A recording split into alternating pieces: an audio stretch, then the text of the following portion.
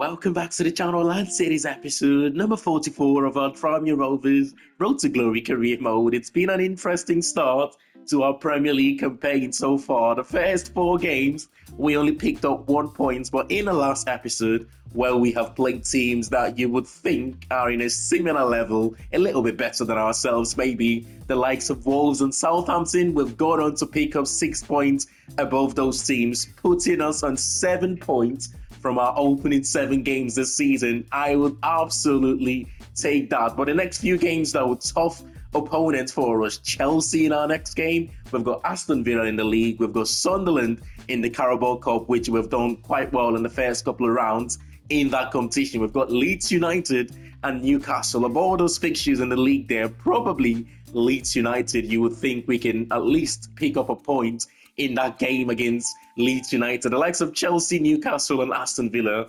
those will be tough fixtures for us. But let's go straight into the first one then. At Prenton Park, it is Chelsea. Come on, the Rovers. I honestly think it's going to be one of those seasons where at times we're going to have, 5, 6, 7 games where we struggle to win games. And there's some parts of the season where we're going to have games where we go a few games unbeaten this season. And majority of the season, it's going to be more bad news for us. We're going to lose a lot more games this season. I'm just hoping we will do enough to stay up. Chelsea have got Nicholas Jackson up front for them. It's going to be a handful. When you play against some of these top teams, right? Wolves have taken the lead there away from home. Liam Delap, it looks like, against Fulham. That's not good news for us. We need the likes of Wolves, Leicester to lose as many games as possible. But they have gone in front there against a good Fulham side as well. But when you play against a team like Chelsea, one of those teams that they're going to have a lot more of the ball. There's a player down there for Chelsea not looking good. But what you have to do is, as much as possible, try to keep your defensive players in their positions. Oh no, I thought Deckard has done well to get in front there. But it's just miscalculated that tackle there, and Chelsea get a shot on target. It is a second shot on target. Now, I'm not quite sure who was that player that got injured earlier on for Chelsea. It looks like he's run off that injury, because we haven't seen any player with it's a free kick with the injury sign to the name, but it is a free kick in a dangerous position here for us, of course. It has to be him, isn't it? Oh, it's a red card! It's a red card for Marquise. That is shocking decision from the referee. Oh, come on. I've seen far worse tackles like that. Yellow cards not given for far worse tackles like that. He's absolutely fuming. Enzo Maresca, 38 minutes into the game.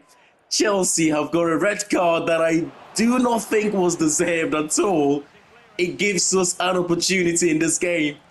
They clear the corner. It's another player down injured for Chelsea. Oh my God, everything that could go wrong, possibly go wrong for them, is going wrong right now. But look at the pace of Williams there. Nico Williams, I believe, driving inside. He finds Joao Felix. Joao Felix goes for the shot. Well defended there. And we will hang on into the first half here, it looks like. But we've got an opportunity, a big opportunity, to get something out of this game now. I still cannot believe the referee gave a red card for that decision. Shocking. I've seen far more dangerous tackles like that. Yellow card not even given. So to see the red card come out on that occasion, it was very surprising. But out wide to Vale. Vale crosses into the box. Oh, catch it! Oh, that is the smallest man on the pitch there. Caregiver somehow won that header in front of the Chelsea defense. He brought his cushion header down. And what a finish as well from our man in form at the moment, Charlie Webster, this season. He's been scoring most of our goals. It goes to show, though, that sometimes it's more of wanting it more than your opponent. That header from Caregiver to bring that ball down for Charlie Webster to hit it on the volley, he wanted that more than the Chelsea defender. Otherwise, there's no way. He's like 5'6". Oh my God. Oh, come on. That is pretty much one of the first clear-cut opportunities that we've given to them in this game. And you know they're going to punish you. This is the thing about the Premier League. When you play top teams like this and you give them these sorts of opportunities, they will punish you. If we lose this game, as much as we went into the game thinking a victory for us is far stretched, the fact that they've got a man sent off in this game, Chelsea, and the fact that we went in front at some point, if we lose the game, I will be so disappointed. Still in possession here, Charlie Savage. Can we conjure up something? The pass intercepted, still looking for space. Fine, Laurenton, fine, Caregive just couldn't take the touch on his stride, and Chelsea will get that one cleared. I'll tell you what, the points, as much as I'm a little bit disappointed that we've only picked up a point from this game, it's still a very good result for us. The red card for Chelsea, of course, it made it much more easier, but I'll take it. We will go straight into the second game here, positive from this one. You know, one of the things that I'm still really proud of this season is that we haven't been smacked yet by anyone. It's still early days in the Premier League, of course, but we have played some difficult opponents. We have played Tottenham, we have played Chelsea, and we've played some other good teams out there. And we haven't really gone into any of these games thinking we shouldn't be here or we don't deserve to be here. And so far, we have looked solid going into every game so far. Beckhart's up front for them. They've got Morgan Rogers still in the team. It's a very good Aston Villa team there for us. The back four remains unchanged. The midfield remains unchanged. And the forward three remains unchanged from the Chelsea game going into this one. I mean, Villa, right? I was a little bit surprised that they never got Champions League football this season. I thought they gave it a really good push, especially after the January transfer window as well. I thought at certain parts of the Champions League game against PSG, they actually looked quite good. And to see them lose to Manchester United in the final game of the season, I couldn't believe it. I mean, it's so unlucky for them as well, considering Newcastle lost their game. So all Villa needed to do was to get a victory against a big opportunity here. A good save against a Manchester United team that pretty much almost every team have won against this season. It goes to show, though, when you play football without pressure, what can happen. Manchester United went into that game without any sort of pressure whatsoever. I mean, I think it's gonna be tough for them next season, Aston Villa. The shot's been blocked. I think they're gonna have to sell one or two key players, and I think they might struggle to replace that player with the same quality. I don't think they're going to have excellent seasons, 3 seasons in a row. You know, they're bound to have one of the poor seasons as Caregive puts us 1-0 up. It's not just Aston Villa. My prediction for next season is Arsenal are also going to have a poor season next season. You know, in the Premier League, you see it, don't you? You know, you see City would have a few good, amazing seasons, and then once in a while, they'll have one of those seasons, although a poor season for Manchester City still means big opportunity there for Villa. A poor season from City means they will still pretty much finish in the top 4 and top 2 most of the time. We've seen Liverpool under Klopp have a few good seasons and then they will have that drop off. And Arsenal are yet to have it. They've finished second 3 seasons in a row now, I believe. Villa have finished in the top 4. That's a dangerous place to lose possession. As Villa got the equaliser, but he's gone too early. He's gone offside there too early. And we're saved by the flag. Oh my God, 58-minute play though. Can we hang on here and collect our 3 points? One of the difficulties for a team like Aston Villa, to some extent, the same issue with Newcastle right now, is for a team that wants to be competitive, 1 minute to stoppage time to go here, but for a team that wants to be competitive, win the league, finish in the top 4 seasons after seasons, it's the revenue of the football club, isn't it? Without a massive revenue, you can't spend crazy, and you almost have to rely on selling your best players seasons after seasons. To some extent, exactly the same thing with Newcastle right now. It's It'll be good to see how this team would end up doing it in the long run, though. But good victory for us. And Humphreys gets into the team of the week after that impressive performance against Aston Villa, making 2 crucial blocks in that game. He's still only really young, by the way. He's only going to get better, which is a little bit scary. His potential right now, how well he's playing in the first team. Our next game is Sunderland, the round of 16 of the Carabao Cup. I'm going to rotate for this round, but if we do manage to progress past Sunderland, I will start thinking about playing with our strongest starting 11 for the remainder of this competition. But it's Peterborough facing Nottingham Forest there, Leeds United, Crystal Palace, Burnley, West Ham, Newcastle, Fulham, Manchester United against Ipswich, Tottenham against Luton Town, and Aston Villa going up there against Arsenal for that final game. I've rotated heavily actually. Stewart starting again in the left back position. Leo Connor returns to the team. He gets it, returns with the captain's armband. Adamson starts up front. Belarus in that number 10 position. Come on, the Rovers. Going back to our conversations about revenues and how much teams can spend, the likes of Aston Villa, Newcastle, as we're talking about, and pretty much any other team that wants to push into that top 4 consistently, maybe compete to win the league. They almost have to qualify for Champions League seasons after seasons.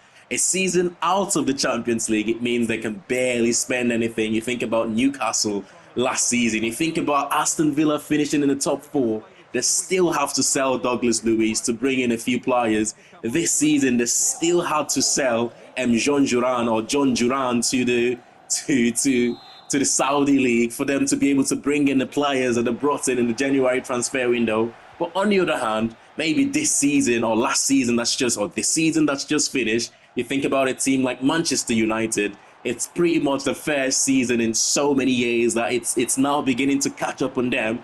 But teams like Manchester United, with their massive revenue, they can finish outside of the Champions League. They can sign players like Paul Pogba, Zlatan Ibrahimovic, some of the big names, big wages that they have brought to the football club. Without Champions League, they can afford to do that. But if you're a Villa, if you're a Newcastle, it will take time to get close to that sort of level. It took Manchester City time, isn't it? Now, City's revenue is massive. Still, of course, not as big as your Manchester United. Get it?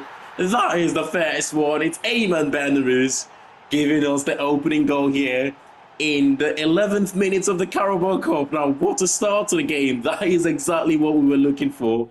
Composed finish as well from him. I think that's his 3rd goal in this competition in the Carabao Cup. Yeah, it's his 3rd goal. 2 of them have come in the Tranmere Rovers shirt.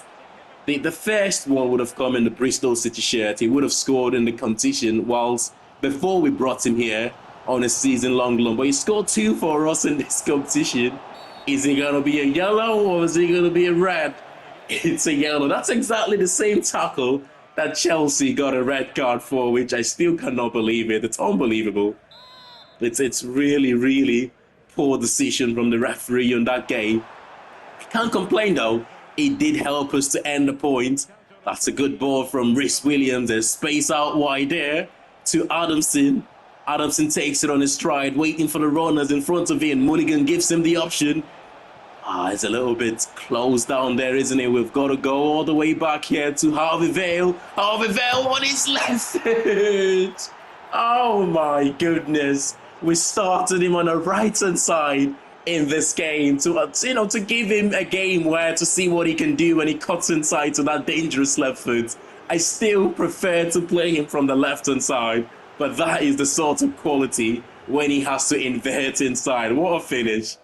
That is the best goal we have scored this season, isn't it? We've scored a few goals this season, but we haven't really scored any wonderful strikes like that. We have a run of games where we can't stop scoring bangers, but then we have... Oh, that's a good cross there. Savage goes for it. It's been saved. But then we oh my God, no way. Oh, couldn't create anything there. We have a run of few games where we can't stop scoring bangers, and then we will go a handful of games without being able to score any of those. You have no idea how many of those shots I take in a game. You only get to see the ones that goes in, of course. Come on, keep the clean sheet now. It's 1 minute to stoppage time. Araujo, good defending, Reece Williams, but gives it away. Oh, big save from Buckley in goal. Not today. He wants that clean sheet, and he keeps that clean sheet, it looks like. Well, not quite yet, because he's got a corner here. Oh, that's it for the end of the game. It's a 2-0 victory in the Carabao Cup. We have been in an excellent run of form in today's episode, unbeaten in our 3 games. A draw to Chelsea, a win against Villa, and a win, of course, in the Carabao Cup against a very good Sunderland side as well, who were in the Premier League last season. Of course, relegated at the end of the season. Come on! I tell you what, lads, whilst we wouldn't have been favourites to win the competition, the Carabao Cup, or even get to this stage of the Carabao Cup, when you get to the quarterfinals, you begin to think it could actually go your way this season. There are still a few excellent teams left in the competition. Of course, Manchester United, who will face Crystal Palace, Arsenal, Nottingham Forest.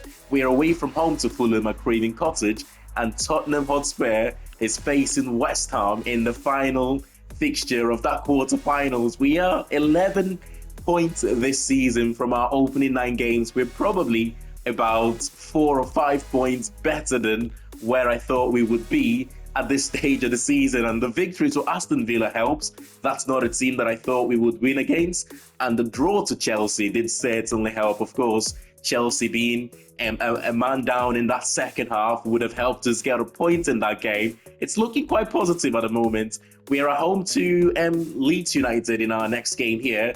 Of course, this is Leeds United's 2nd or 3rd season now in the Premier League, so they are a little bit of an established side in the Premier League right now. Let's see what we can do though. Come on, the Rovers. My thought process going into today's episode was we would lose to Chelsea, we would lose to Villa, but maybe if we perform well enough, we could earn a point against Villa. But this is one of the games that I had in mind in today's episode, that we had to get all 3 points. But the fact that we have won against Villa and we took points against Chelsea, which was not expected, it makes me go into this game a lot more relaxed, no pressure at all. I feel like if we win this game, it's massive for us. But other than that, a point's not a bad result. This is what I was talking about, though. If you can remember when we faced Tottenham, was that on the previous episode? I was saying, the games against Tottenham, the games against your top 6, top 10 Premier League teams, excellent defending there, Humphrey. That is not what's going to decide whether we stay up or not. For me, it's these sorts of games, the Leeds United, the Southampton, the Leicester City of this world. Those are the teams that, oh, what a header, what a save from Bergstrom. But if we do our part against these sorts of teams, it means we'll go into those bigger games with, less pressure on ourselves, less expectations to try and win those games. And I tell you what, when there is less pressure, less expectations, you go on to do some of your best work. It's another save from Bergstrom here. It's been all Leeds United. We have struggled to break them down. We've struggled to go into their own half. And they haven't really pressed us high. They've allowed us to sort of try and build up from the back. They're playing that mid to low block defensive game here, which we're finding it difficult so far as Carabao goes too early there. But I feel like at some point in this game, we will get 1 or 2 chances. It's just a matter of, can we take it? And Donnell wins possession back for us. He's really grown into this team, That is a big tackle. Out wide, Mitrovic. Is he going to get runners in front of him? No support here. He's going to have to do it all on his own. Back to Odegaard. Odegaard tries to get in front there. But Humphreys, who's been rock solid for us in this game, sticks a toe out. Excellent interception there. That's a good ball. That is a good ball, Charlie Webster. Come on.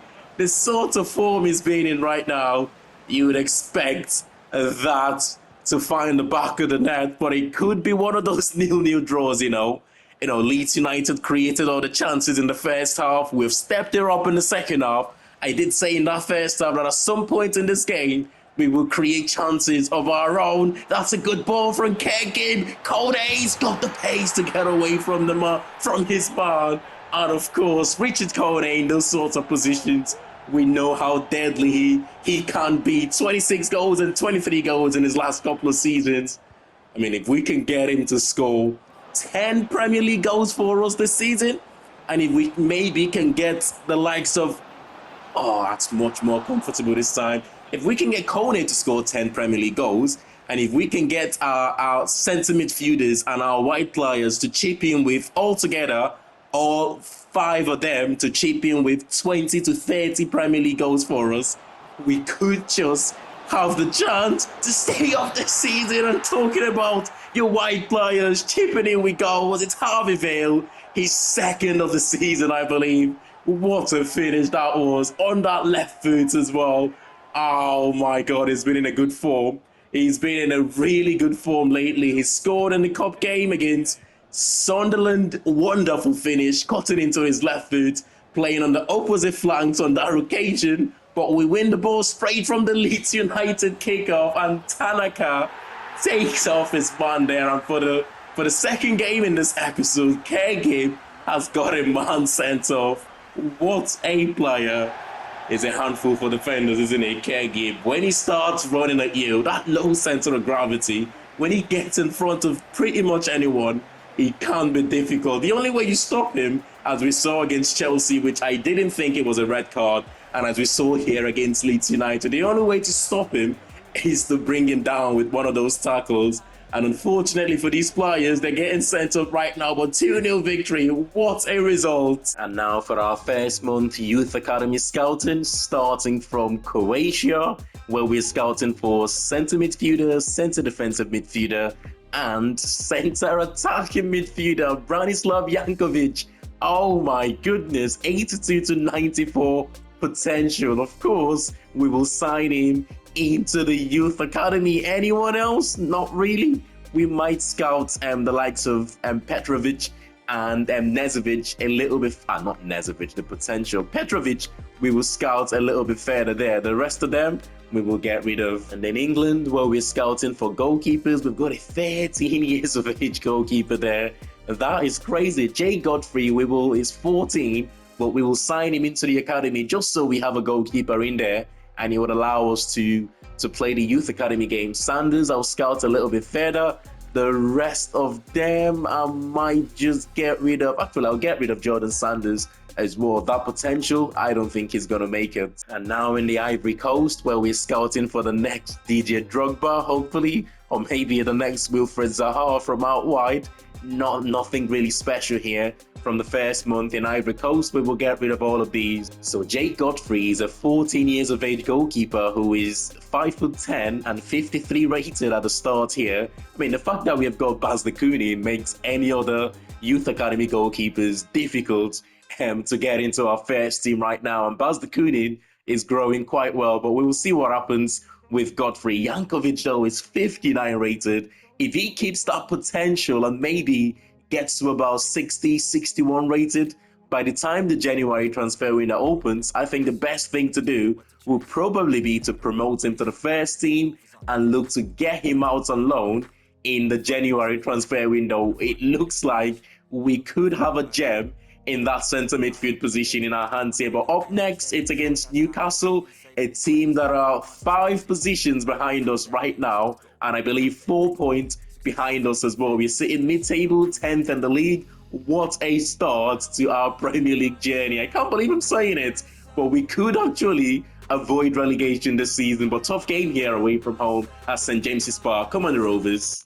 You know, I think I've said this a few times now on this save so far, and it's actually been pointed out on one of the previous comments. Morale is such a huge thing on this year's FIFA. It's good. I do like the idea of the concept of, morale being implemented in the game. After all, you see it in real life. When teams are doing quite well, it's easy for them to get results. But when teams are in a poor run of form, it can be a slippery slope, and sometimes it's so difficult to turn around. We are winning games right now, and it's almost like we're going into every other game with so much confidence that we can get something out of those games.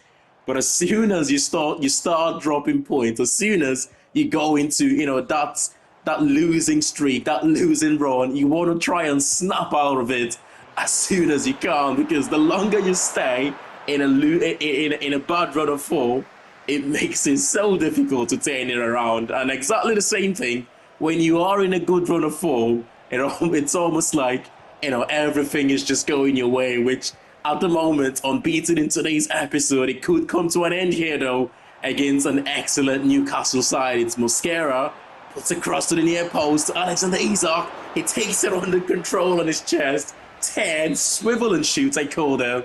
And that is just, luckily for the goalkeeper, it's straight to the goalkeeper there. Oh my god. Rhys Williams, I believe, and Bergstrom getting into each other's way from that cross. But luckily for us, he couldn't find the target. Out wide to Donnelly. We've barely had any sort of control in this game. Maybe it's going to come here. Gibb trying to cut it to that left-hand side, or that left foot of his, but it's quickly closed down. I tried not to intervene for that. I tried to allow it to go out for our throw-in, but he's decided to go for the header instead, which has put us in a little bit of a shaky situation here. Descartes goes for a big tackle to try and block the shots, but sold to the shops there. He's sent to the shops. Alexander Isak, so much flair, so much composure in those sorts of areas. In my opinion, the best striker, the most complete centre forward in the Premier League right now. And if you give him opportunities like this, of course he's going to punish you. Bottom right-hand corner, or left-hand corner, I should say, and Newcastle are 1-0 up. Good little pace here from Gibb. It's quickly closed down though. Oh my god, Richard Kone, he gets in front of the defender to win the ball back for us, and Richard Kone gets the equaliser. I said if he can get 10 Premier League goals for us this season, it could just be enough to keep us up if we can have other players chip in with goals as well. And I believe that's his 4th Premier League goal of the season. Substitutions here. Mosquera is taking off for Amad Diallo coming on for Newcastle. That's a good signing for them. Substitutions of our own is to freshen the team up. The likes of Wester, Lauritsen being replaced by the likes of Mulligan and Benaruz, who, to be fair with Benaruz, have been a little bit unfair to him this season so far. To be honest, we didn't bring him to start games for us. We brought him in on loan from Bristol City to give us support in midfield and on the wide areas when we want to rotate. But given the sort of form he's been in, oh no, he's never going to miss that one. Anthony Gordon puts Newcastle back in front. I was just talking about how unfair I've been to Benaruz. The fact that given how well he's performed in the cup games, maybe he deserves 1 or 2 starts in the Premier League. That's such an unfortunate goal to concede, man. Just as we went in front as well, we made those substitutions to try and hang on and earn ourselves a point in this game. But of course, when you play against a team like Newcastle, you have got to be on it from the first minute to the last minute. Otherwise, with players like Isak, with players like Anthony Gordon, even Amad Diallo that's just come on now, these are players that will absolutely punish you if you give them opportunities to do that. And they scored that second goal. They've pretty much sat back, and we have found it difficult to break them down. That's the third, surely. Anthony Gordon makes it 3-1, and it's game over here. Newcastle will take all 3 points at St. James's Park. Yep, we're not going to be able to score 2 goals in this game. It's all over. I mean, to be fair, we haven't played too bad. We've just come up against a team that have got quality to punish us, when you give them opportunities to do so. Shake hands with Eddie Howe. We will go into one final game in today's episode. Hopefully, we can finish the episode on a positive result. Going straight into the final game of today's episode, then it is at home at Prenton Park to the Goonies. It's Arsenal, one of the teams that we have faced the most in this series. I mean, this is the first time, though, that we're facing them in the Premier League. We seem to draw against them in the cup competitions. I wouldn't be surprised if at some point in the cup competitions this season, we are drawn against Arsenal. They are still in the Carabao Cup. The last time I checked, they've got Alisson Becker in goal, Van Dijk at the back as well. 2 signings from Liverpool, They've got a few regents in the team. Rafael Leao as well in there. The likes of Ibrahim John, Enrique Marin, 2 regents they've got in the squad. I mean, for when a team like this have got regents or pre-gens in the starting 11, they must be really good. I mean, the likes of the game is lagging at the moment, which is a little bit annoying. I'm not sure why that is, but big tackle there on Kergib. That's the only way you stop him. You have to attempt a slide tackle like that, and most of the time you will end up giving away a free kick. And as we've seen a couple of times in today's episode, teams picking up red cards just because they've been trying to stop our very own Kergib from that right side. He's a handful for defenders. This lag is doing my head in right now. I'm not exactly sure why that is. That should have been a much comfortable save there. It's Leao. I have, in this first half so far, every time he gets hold of the ball and comes face to face with, oh, that's a good ball to Pinto, and Pinto puts Arsenal in front. One of the many regents and pre-gens they've got in the starting 11 here. And that is the other one as well. Enrique Marin coming to celebrate with him. But Arsenal take the lead just before the end of the half. Go short with the corner. We're still in this game, you know. It's only 57-minute play. Still a long time. Cross into the far post. Dealt with by the Arsenal fullback, who stays down injured. But Arsenal have got an opportunity here on the counter-attack. Is he going to play in? Mkhitaryan, he does. Mkhitaryan now finds Pinto. Pinto, the goal scorer on the first goal. Back to Mkhitaryan, who goes on his left foot. Goes for that near post. But it's off target. Arsenal are making a substitution here. Van Dijk surprisingly taken off. It looks like it is Simikin coming in to replace him. They've got some decent options on the back, haven't they? Van Dijk, Simikin. They've also taken off Kivio, it looks like. Or was Kivio the player that went down injured? I'm not too sure. But it doesn't really matter as Arsenal go 2-0 up here, 64 minutes into the game. And surely it's game over now. It looks like it will be back-to-back defeats for us, coming against decent sides, to be fair. Decent Newcastle side, decent Arsenal sides. No shame losing to these sorts of teams. Yeah, we have to take off. I'm not quite sure how he got himself injured in this game, but we have to take off Joseph Goodwin here and replace him in that right-back position. I think it's come from the defending that set piece that led to Arsenal's second goal, with the likes of Webster, Charlie Savage also being replaced here. Caleb Parkin is coming on to freshen the team up. Gonna be game over here, isn't it? We could maybe just... What a game, by the way. Crystal Palace against Tottenham. Yusuf just got the second goal for Palace, and it's 2-2 in that game. It's a 4-goal spectacle. Oh my God.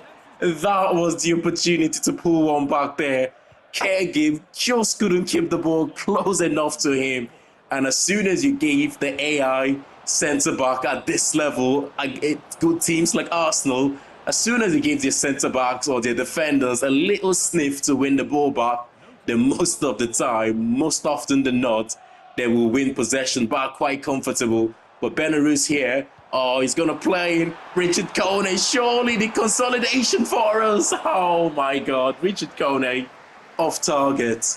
And that could have well been his 5th goal of the season. And he should be hitting the target there, son. That is a bad attempt from our number 9. That's it. It's a 2-0 victory for Arsenal. Comfortable for them at the end. To be fair, we had 1 or 2 decent chances of our own in this game, but it's another defeat. We will finish today's episode on back-to-back defeats, which is not ideal, but we have taken points against Chelsea, Villa. We won in the Carabao Cup against Sunderland, and of course, we beat Leeds United 2-0 in our last game. So overall, it's not been a bad episode for us. Not actually sure how we picked up that injury, Joseph Goodwin, which is a shame. I think it's from a defensive corner, defending a corner, and he somehow got himself injured. But let's take a look. Of course, he's going to be out for the next 3 months. It's the first one of the season, and it's a position where we don't have too many quality players in that position. Arthur Stewart, don't get me wrong, he can do a job until Joseph Goodwin comes back from that injury, but it's the next 3 months. If Arthur Stewart should pick up an injury, I'm not sure what we will do.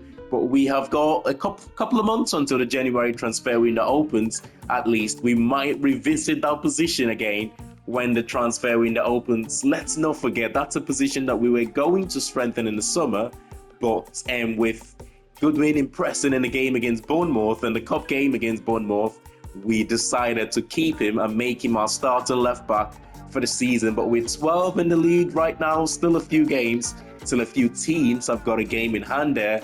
Leicester City being one of them, struggling right now. The Foxes bottom of the league. Newcastle have got a game in hand on us, which means if Newcastle should win, they will go above us. But let's take a look at the top 6 then. It's City leading the way, 30 points from their opening 12 games. Unbeaten right now, still the only unbeaten team, I believe, in the league. Manchester City at the moment. Tottenham in second, just a point behind. Arsenal in third, and 7 points behind Spurs there. The top 2 already are beginning to open the gap. But Aston Villa in fourth, Palace are doing quite well. In fifth, the likes of Liverpool, Manchester United, just outside the top 6 right now. And you have got the likes of Leicester, Leeds United, Brentford as the bottom 3. I said Liverpool and Manchester United just outside the top 6. They are 6th and 7th respectively. I meant to say just outside the top 4 right now. But smash a like on the video if you have enjoyed this one. Let's take a quick look at the top scorers. You've got Bukayo Saka on 8 goals. He didn't play against us, which was strange. And Erling Haaland on 7 there. And Bournemouth scored 7 for Crystal Palace. He's a goal scorer, isn't it? Liam Delap on 6 goals. Do we have any player in the top 20? We have got Charlie Webster on 4. And we should also have Richard Koenig on 4 goals as well. For assists, it's Bearcards leading the way. Kerr Gibdes picked up 4 assists this season, doing quite well. 4 assists and a couple of goals. Richard Koenig on 3 goals as well. So he's carried that creative aspect of him leading the line for us, Richard Koenig. Last season, he picked up about 8 assists in the league. It's already 3 in the Premier League. I'll see you all in the next one. Thanks for watching, and bye for now.